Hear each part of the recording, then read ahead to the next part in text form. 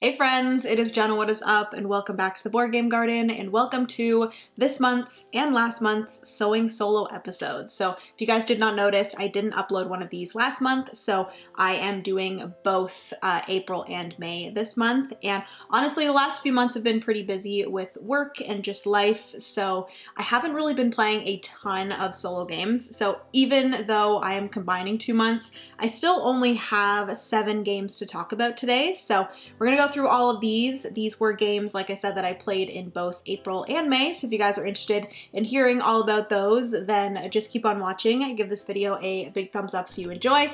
Also hit the subscribe button down below if you've yet to do so. We'd love to have you here in the garden, and let's get right into this video.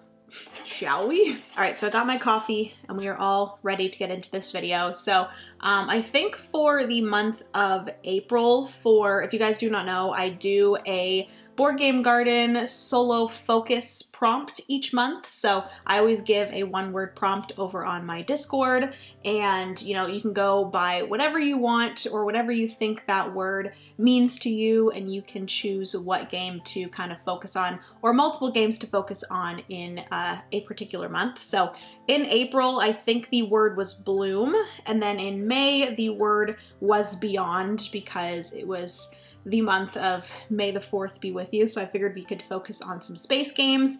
Even though space is not like my favorite theme, I wanted to play quite a few space games solo, so I was really happy to get some of those in May.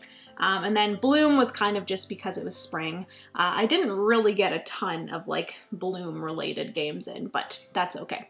Anyways, let's get into this. I think I'm gonna do smallest to largest games.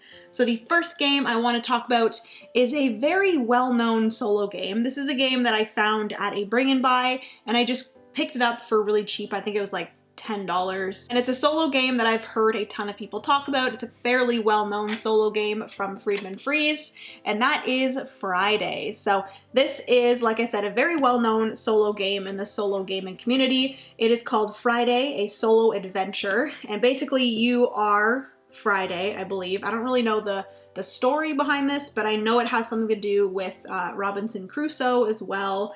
And basically you're on an island and you're trying to survive, I believe, a certain amount of time or something like that. So I played this, I think 2 or 3 times. I've yet to beat this. I've heard many times from people in the solo community as well that this is a very difficult game, and it takes a very long time for you to get your first kind of win of this, so it's been quite the challenge, and I do really enjoy when solo games have a challenge like that.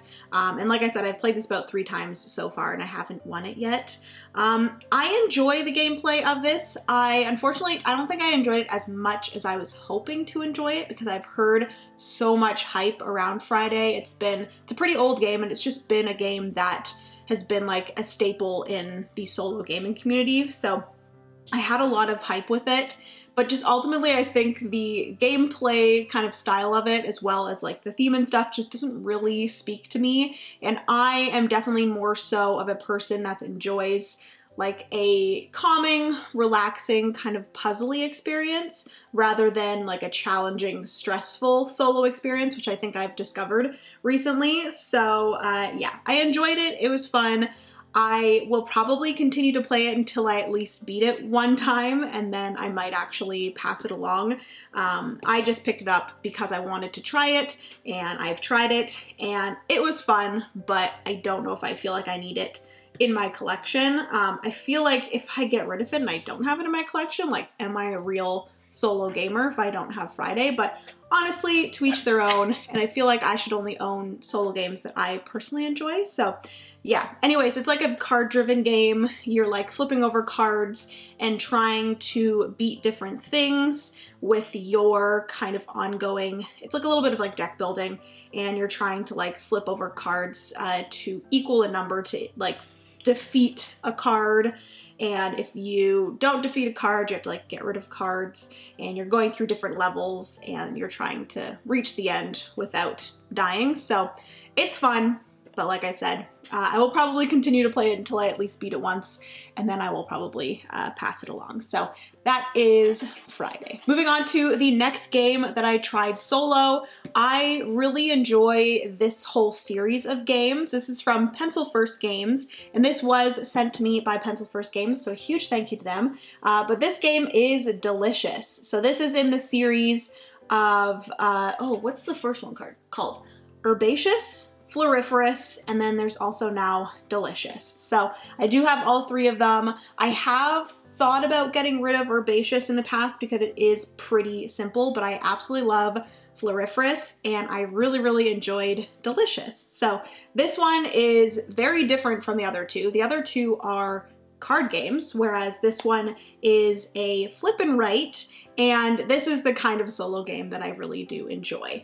It is not stressful. It is just a wonderful, relaxing game of flipping over two vegetable cards, and then each vegetable card gets a little token that is either a fruit or a tool, and then you're picking one of the two, and you are getting to put into these little bunches of, I guess some of them are like boxes, some of them are different things. Basically, you're making different, like, not gardens, but like, what are the, like, little, not pastures, I don't know what the word is, but you're making little things of vegetables and little gardens. We're gonna just call them gardens. We're making little gardens of vegetables, and then basically each of the gardens are going to score in different ways. You're trying to have like all of one type of vegetable, all different vegetables, pairs of vegetables, bunch of different things like that. It is kind of fun in this game because you are drawing the different vegetables, which I am just awful at drawing, so that's an interesting part of the game, but you can just put in the letters if you prefer not to draw. But there's also, like I mentioned, the fruits and the tools as well that offer you a little bit of mitigation when it comes to drawing in some of the vegetables, and then the fruits are going to be scoring in a different way as well. It is pretty simple, so I can see myself having this kind of upstairs at my coffee table and just bringing it out every once in a while and playing a game of Delicious. So that is that. Huge thank you to Pencil First Games for sending that over, and I look forward to playing this more. I've only played it solo thus far, but you can play it with up to 100 people. So yeah, very relaxing. If you're very similar to me when it comes to solo games, you just want an easy game to pull out and just do in a relaxing evening with a cup of tea, this is another one that I definitely recommend. So that is Delicious. Next game is one that actually very much so surprised me. So this is a space-themed game. This is one that I played in May, and this is a game that came out and a lot of people didn't have amazing things to say about this, so I didn't have like very high expectations for this one, but it surprised me, and that game is Terraforming Mars, the dice game. So I do think that the people that were a little bit let down by this were fans of, you know, the big game of Terraforming Mars, the base game. I've still haven't played the base game of Terraforming Mars. I do want to play it because I feel like I should experience it, but we also do have Terraforming Mars Ares Expedition. We absolutely love that game as well. And so when people were saying they were a little bit let down by this one, I was a little bit scared, but I finally was able to get it to the table. And guys, I really enjoyed this one. I don't know if it's because I really enjoy dice games. This is not like, it is a dice game, but it's not like a roll and write. It's more so you're collecting dice and then rolling and then using those dice to do different actions, or using those dice to pay for cards and stuff. So yes, I can see where it is frustrating to like roll the dice and not get what you want. And in this game, like, you're putting out all these cards and you're really just, you're wanting to be able to strategize in a particular way. And yes, it will be frustrating if you just don't get the dice that you need for it. But for me personally, when I played this, I played it 2 or 3 times thus far, and I have really enjoyed it. I don't really see any problem with the dice rolling. There's a bunch of different things that you can kind of do and spend to mitigate your dice and really get what you need. So I didn't really have a huge issue with that. I don't know if I would enjoy this one multiplayer. I'll have to try it, but I've really enjoyed this one solo. So I will say, if you're looking for an iteration of Terraforming Mars that is good for solo, I would definitely recommend Terraforming Mars, the dice game.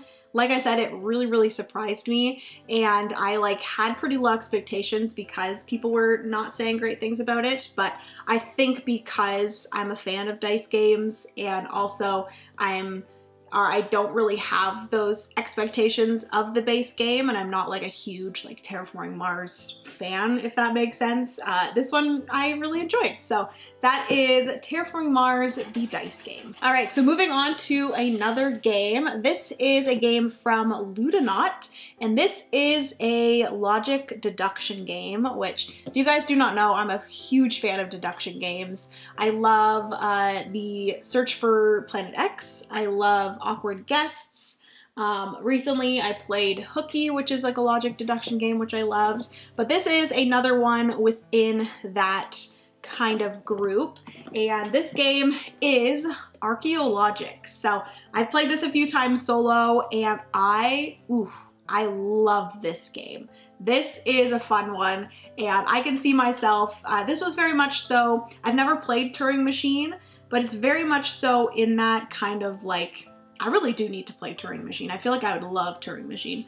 But it was in that kind of group of games that you could take out every day and kind of just do a puzzle. They do have solo challenges and solo puzzles on the app for this, so I very much so enjoyed going on there a few times and trying out the different solo challenges and puzzles and stuff. And then there's also some different scenarios within the box and stuff. So yes, this has been one that I have loved so much, and basically, like I said, it is a logic deduction game, but it also kind of brings in some polyomino puzzles as well, which I love. I love the combination of polyomino puzzle as well as logic deduction. Basically, in the game, you have these certain polyomino pieces that you're trying to fit into this square, and there is a certain way that they are going to fit into this square for each of the different puzzles. And it is telling you, each of these little polyomino tiles have different traps, I believe, on them. So they have them in particular spots on the little tiles, and it tells you certain spots. You can start with a certain amount of trap clues, and it tells you the certain spots on this square where these certain traps are, so you can kind of get a feel for maybe where some pieces are placed. And you are pretty much asking an app or this little device, you can do it on either, different things. So you're asking how many traps are in this row or column, or you're also asking does this specific shaped piece kind of show up in this row or column, how many empty spaces are in this row or column, because all of the polyomino pieces are going to be in the square, but there's always going to be, I believe, 3 empty spots within the square. So it's just such a fun puzzle. This is the type of solo game that I love. I love a good logic deduction puzzle, and then I also love polyomino puzzles as well. So this is a great kind of integration of both of those together. And I definitely recommend this one if you are interested in deduction games and also just fun solo puzzles that are very replayable because they're always going to be different.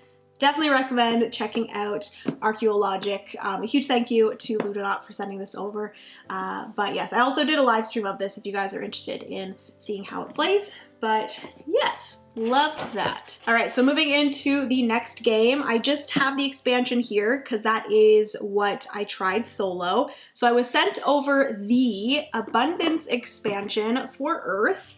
And I've played Earth solo before, and I really enjoy Earth solo. It's such an easy solo game, and I love the gameplay of Earth with the tableau building and the engine building of Earth. It's just absolutely fantastic. So I did do a live stream of playing Earth Earth with the Abundance expansion. If you guys have not seen the Abundance expansion, it basically just brings in a few things and extends the game of Earth. So you bring in this new mechanic of the seeds, which you can use the seeds to do a few different things. The main thing with the seeds is that you can spend seeds in order to go through the pile. I believe it's germinate, possibly is the word, but basically you can do a germinate action where you are looking for a specific thing that you want, and then you can go through the pile, whatever one you have to like specifically say a certain thing. So you might be looking for a card that for one of your objectives has a sun like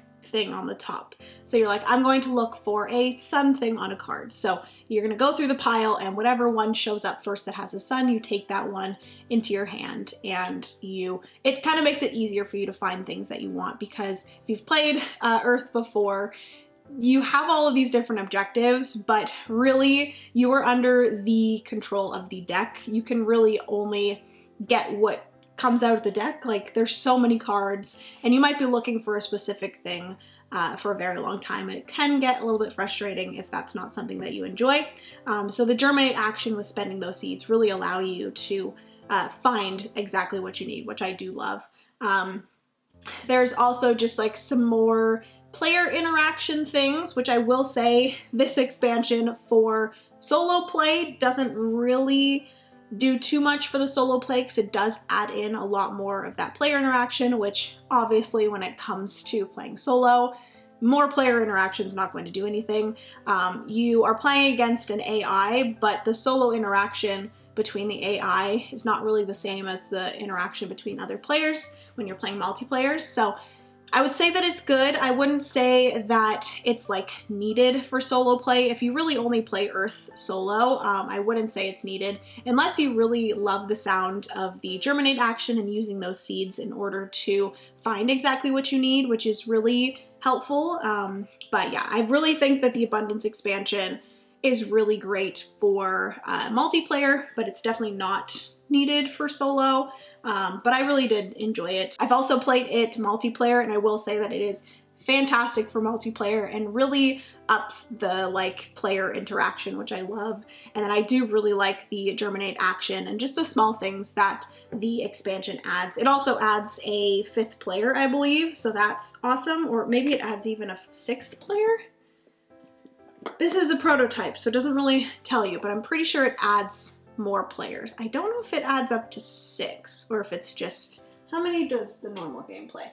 The normal base game plays 1 to 5. This will then add in another player, so it'll play 1 to 6. So yes, anyways, that's the Abundance expansion from Inside Up Games. They did send this over for review, so a huge thank you to them for that. But yeah, that is that. Moving into the second to last game. This is another one that I played on stream, and I love this. This is a game that came out from Stonemaier that is similar to another one of their very popular games, and I'm sure you guys know what it is, but that is Wyrmspan. So Wyrmspan is a Wingspan game. So this is similar to the game Wingspan if you've ever played it. The gameplay for it is a little bit different in some ways. I believe I've already talked about this in games that I enjoyed in a certain month multiplayer, but specifically I played this solo and I wanted to chat about that. But I do think I enjoy this one. I think I've already said this in the multiplayer video,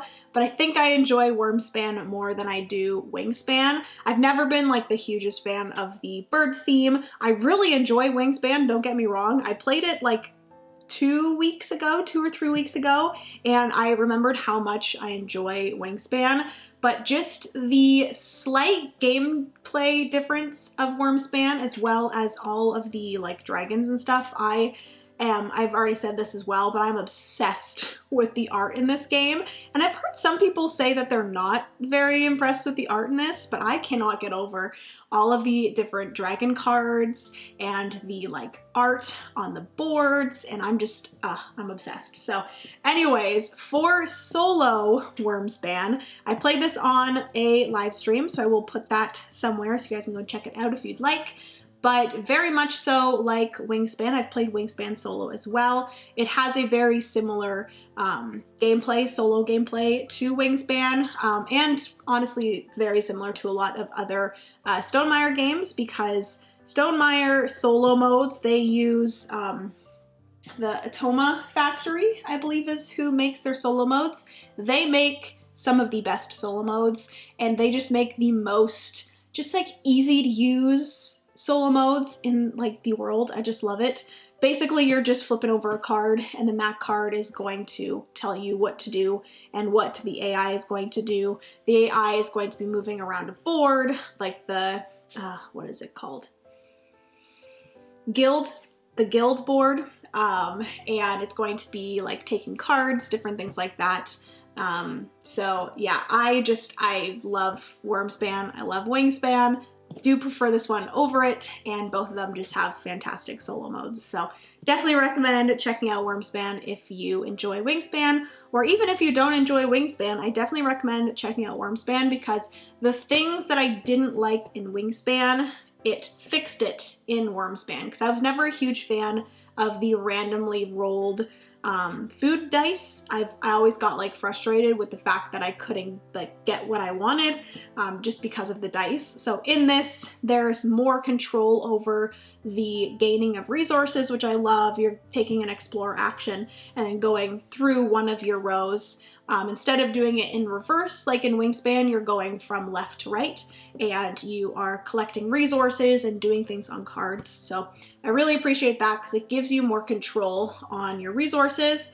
And then also you have your like dragon coin chip things, and those are going to be your actions. So you can get more actions if you want in different ways. Also, the cave cards give you more, and you're placing down the cave cards before you place down the dragon cards, and those give you more resources, and it feels like you have more control, which I love. So anyways, that is Wyrmspan. Absolutely loved it solo. Definitely recommend you check it out. So yes, huge thank you to Stonemaier for sending that over. And the last game that I wanted to chat about is another space game. And when I did the solo prompt of Beyond for May, this one specifically I had on my mind that I really wanted to try solo, because I've played this multiple times multiplayer and I freaking love this game. It is probably one of my favorite, if not my favorite, polyomino tile game. I'm sure putting together space and polyomino tiles, you guys probably know what this is, but that is Planet Unknown. So like I said, I played this multiple times multiplayer, and I still hadn't played it solo. So when May came around, I was like, you know what? I'm gonna make May a space-themed month so that I can get Planet Unknown to the table solo, and I can focus on it solo. So I did that, and I think I played Planet Unknown like a solid 12 times solo in the month of May. I was obsessed. I will say that they do have this on BGA, so some of the plays I played on BGA, and then some of the plays I played in person. I'm gonna say right now that it's always better in person for me personally. I always love the tactile feel of taking the tiles out of the Lazy Susan and then placing them on your planet, going up the tracks. It's just so satisfying to me. So yeah, I was so happy that I was able to play this solo. And the solo of this game is extremely simple. Basically, you have some objectives. In the multiplayer game, you're like fighting for objectives with your neighbors, whereas in this, you're choosing 3 objectives. There's possibly a way to get more objectives if you are playing with the event cards, which I played with the event cards the entire time, because they just make it more fun. So basically you're flipping over an event card at the beginning of each turn, and then the way that you are working the Lazy Susan is really simple. It's a lot even more simple than the multiplayer game. Basically you take a tile, place it out, you move the Lazy Susan once clockwise, and then that's going to be the next spot or the next depot that you take a tile from. So instead of, spinning it around and being able to choose every once in a while, like in a multiplayer game, you're literally just going from depot to depot, having to choose something from there. So yeah, really enjoy Planet Unknown solo. It is just so satisfying to me, and I don't know if I backed the expansion, on GameFound or Kickstarter or whatever. I backed it, and I don't know if it adds anything for solo, but hopefully it does, because this is becoming one of my favorite solo games. I've very much so enjoyed it. But yes, I was very happy that I finally got to play this one solo. So that is Planet Unknown. All right, friends, so that is going to be everything for today's Sewing Solo. Hopefully you guys enjoyed hearing about all of the games that I've been playing solo recently. These are like the new ones that I've played solo, but I always do go back to other solo games that I really enjoy. I've played so much A Gentle Rain over the past few months since I got it.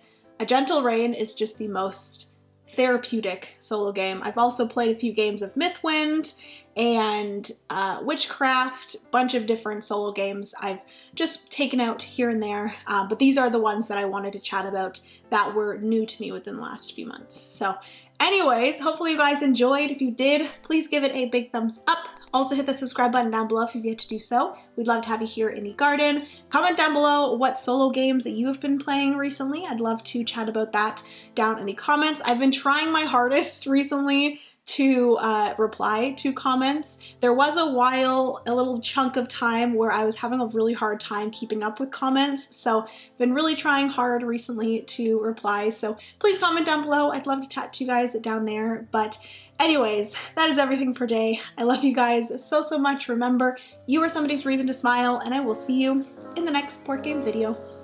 Bye, friends!